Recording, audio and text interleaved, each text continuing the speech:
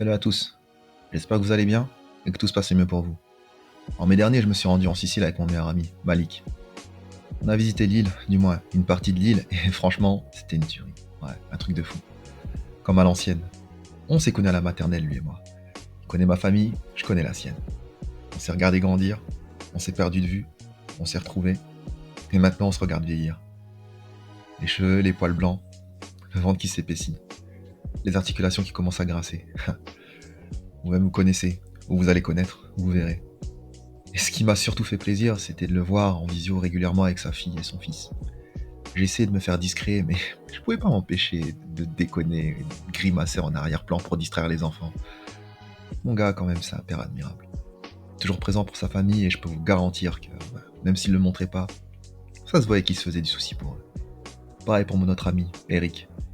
C'est vrai que le gars a un agenda de Premier ministre et c'est difficile de le voir, mais quand on se voit, il a toujours les yeux rivés sur son téléphone à envoyer ou à répondre à des textos de son fils de 16 ans ou de sa fille de 12 ans. Mon pote Nuno, c'est pareil. Il me montre des photos de son fils de 8 ans. Mon pote Van Lai, toujours à se vanter que sa fille de 12 ans est un mannequin. Mon frère Vladimir, la même chose avec mes deux neveux. À me saouler. Et franchement, au fond, je suis content pour eux. Parce que c'est l'avenir. Les mauvais gens qui nous appellent Chance pour la France, c'était les mêmes qui nous appelaient et nous appellent encore les sauvages. D'où le choix de mon instru. C'est Savages, d'Alta. Tu connais pas? Si tu les connais peut-être, on s'est sûrement déjà croisés ou on se croisera à un de leurs concerts. À son positif et posé. Ouais, comme je les aime. Et puis, c'est l'état d'esprit que j'ai aujourd'hui. C'est comme ça, que veux-tu? Et comment je pourrais donner tort aux détracteurs quand on voit comment agissent certains de nos semblables, hein? D'où le fait que je mise beaucoup sur l'avenir, sur les générations futures. Certes, le lien avec l'Afrique sera encore plus ténu qu'il ne l'est avec nous, mais on ne peut pas vivre éternellement avec le cul entre deux chaises.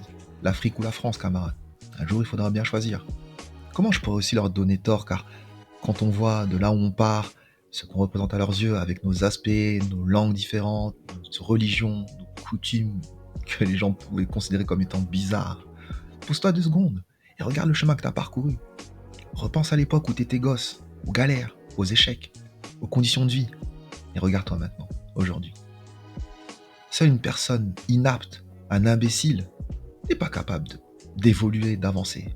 Ils auront beau dire qu'on est des sauvages, mais on est rentré dans leur fac, dans leur télé, dans leurs grandes écoles, dans leur ministère, dans leurs professions à forte valeur ajoutée. D'où le fait que je suis positif pour le futur, car les gosses n'auront plus l'impression d'être des intrus qui devront raser les murs, de ne pas avoir leur place à la table des convives, n'auront plus à se cantonner à des rôles de subalternes ou de singes savants et souriants du monde du spectacle. Je comprends que certains veulent changer les lois pour changer les esprits, et ça a son utilité, mais faut miser sur le temps et l'éducation. On peut difficilement changer les cœurs et encore moins les esprits d'un claquement de doigts. Mais c'est peut-être eux qui ont raison au final. Et au fond, on tire tous dans la même direction. Je me rappelle ma première année à la fac. Personne ne m'adressait la parole. J'étais un sauvage à leurs yeux. Survêt, doudoune, bonnet, natte, gros écouteurs avec du son à fond dans les oreilles, un air vénère comme si j'avais reçu une facture EDF. Mais au second semestre de la 3e année, beaucoup d'étudiants m'adressaient la parole. Et pas mal m'avaient confié qu'ils croyaient que j'allais abandonner au premier semestre de la première année. Et je leur ai donné tort. Et j'ai rien dit, j'ai préféré rire, car le temps m'a donné raison. Sauvage aussi dans le sens où on débarquait toujours en équipe, peu importe le lieu, peu importe les circonstances. Une manière pour nous de se rassurer tout en intimidant les autres. Mentalité Apache. Surtout quand les flics débarquaient dans le secteur. Réaction épidermique à la vue de l'uniforme de ceux qu'on percevait aussi comme des sauvages. Je passe quand même le bonjour à Jean-Pierre S., le flic le plus respecté d'Amiens-Nord. Comment voulez-vous réussir à instruire des gens quand la personne censée les instruire les voit comme des sauvages? Parce que quand j'entends un prof dire c'est un élève d'origine musulmane, faudra quand même qu'il m'explique la ressemblance physique entre Franck Ribéry, Omar Sy et Yacine Bellatar. Mais maintenant, je nous regarde et je souris. Quand je vois mes potes me saouler avec leurs histoires de darons. Je souris aussi quand je repense à leur tronche dans mes albums photos. Les poses de merde. Vous devriez nous voir. Enfin, laisse tomber. J'ai aussi le sourire aux lèvres quand je repense aussi à tous ces gens qui nous voyaient comme des sauvages et s'entichaient maintenant de notre culture. À écouter du rap, à finir leurs phrases avec des wesh, wallah, frère, toubab, chouin. Ils raffolent du mafé, du tagine ou d'une dolé. Ça me fait sourire et je me dis, il a pas tort le père Darmanin quand même, à parler d'ensauvagement. Mais je pense qu'on parle pas de la même chose. Je suis pas là pour vanter les vertus du métissage ou de la créolisation. Je laisse ça à ceux qui veulent attirer des électeurs ou qui ont de la camelote à vendre. Je te parle juste d'une multitude de chemins parcourus. Au début, on était toute une meute. On allait tous dans la même direction. Et maintenant, chacun poursuit sa route de son côté. Et ça, c'est cool. Et quel chemin parcouru pour la plupart. Si celui que tu as parcouru te déçoit ou te satisfait pas, franchement, tu m'envoies désolé. Évidemment, la vie, c'est comme la Coupe du Monde. On finira pas tous millionnaires dotés de 36 baraques avec piscine. Mais, comme pour la Coupe du Monde, et aussi une pensée pour ceux qui n'y participent pas, ou qui ont eu moins de chance que toi. Prends un autre angle de vue, et constate que, hormis JPP, tous les gagnants français du Ballon d'Or étaient issus de ceux qu'on voyait comme des sauvages. Un Polonais, un Italien, et 2 Nord-Africains. Car, c'est pas qu'une question de couleur de peau, d'origine. Je pense aussi à tous les blancs qui viennent de milieux populaires, que ce soit de la campagne ou des quartiers dits sensibles. Avec vous, on était les derniers, à la queue du train, et on l'a remonté, wagon après wagon, section après section, telle une horde de sauvages, un raz-de-marée que rien ne pouvait arrêter. Et là, la fête est finie. Et on tape à coups de balai sur notre plafond qui est aussi leur plancher, et donc les fêtards qui roulaient des mécaniques maintenant sont en panique. Et ils appellent les stars à la rescousse pour tapage nocturne. Comprennent qui pourra, mais beaucoup d'entre nous ont déjà posé leur miche en première classe. Et malheureusement, beaucoup ont déjà trahi. Mais je suis content quand même, donc je souris et je reste positif.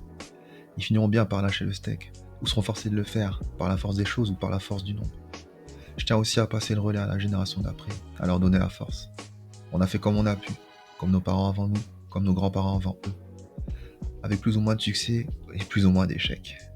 Mais pour ceux qui ont la chance de voir les photos de jeunesse de leurs parents ou de leurs grands-parents, regardez-les, regardez-vous. Un sacré chemin parcouru, n'est-ce pas?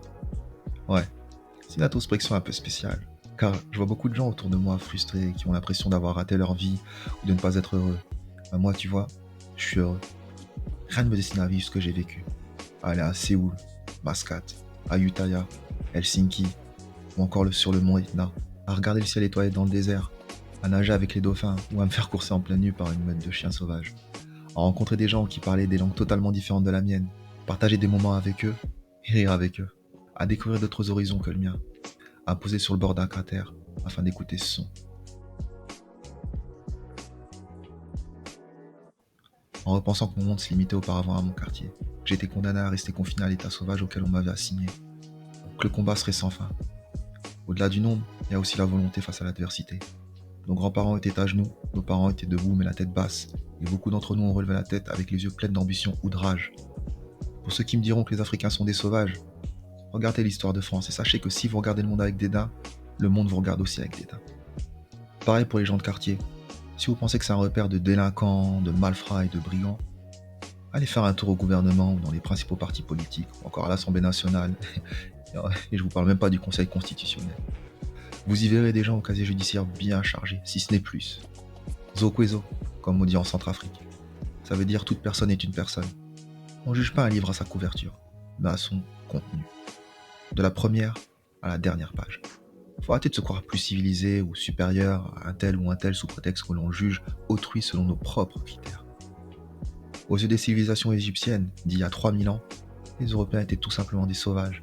Si les Chinois ou les Égyptiens de cette époque avaient jugé les Européens comme eux jugent aujourd'hui les autres cultures, ils auraient trouvé chez eux bien des signes d'infériorité et donc de sauvagerie. On est toujours le sauvage d'un autre. Ici, c'est certaines catégories. Ailleurs, ce seront d'autres. Peut-être toi, ou moi, ou Nicolas Sarkozy. Peu importe. L'essentiel, c'est d'avancer. Faire les choses correctement, du mieux possible. Et avoir confiance en l'avenir. Dans les générations futures. Transmettre le flambeau. Passer le relais. Car on finira tous par mourir un jour. Civilisés comme sauvages. Et vu qu'on sait comment ça se terminera, autant rendre intéressant le parcours et les jalonner d'étapes heureuses et paisibles. Et là, je me pose et je me dis, ouais, enfin du moins je m'imagine, autour d'une table, avec ma famille, mes amis. On est là, on se raconte un peu nos souvenirs, on trinque. Et je me dis, ouais, c'est nous les sauvages. Et je souris. La vie, on l'a souvent répété, est un voyage, une course sauvage d'une chose à l'autre. Et, tout en marchant, nous épuisons nos forces. Nikolaus Lenau. Je vous remercie pour votre temps et pour votre écoute. À très bientôt. Au revoir.